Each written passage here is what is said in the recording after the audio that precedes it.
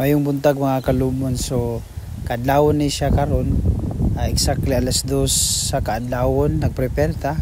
Nag-ilis ta kay so mao ni ato daing adlaw sa biyahe padulong sa Melbourne, Australia.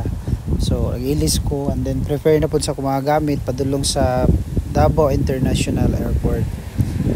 So mao na ni ang Davao International Airport. It's because connecting flight ko from Davao International Airport to Manila.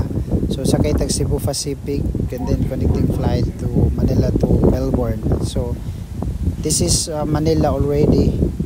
So waiting na ta sa atong plane for Melbourne. So exactly nakakuha na kita on board na ta sa plane sa Cebu Pacific going to Melbourne, Australia.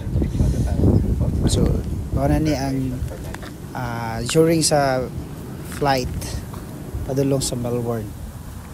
So exactly nakaabot ta gyud sa Melbourne, Australia. Mao ni ato makita no ang city sa Australia. So dako kay siya nga city, guys.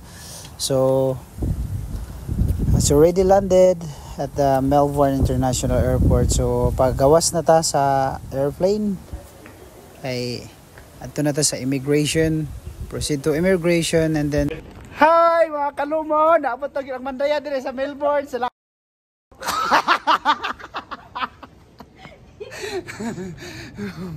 Muna na siya mga kabodo.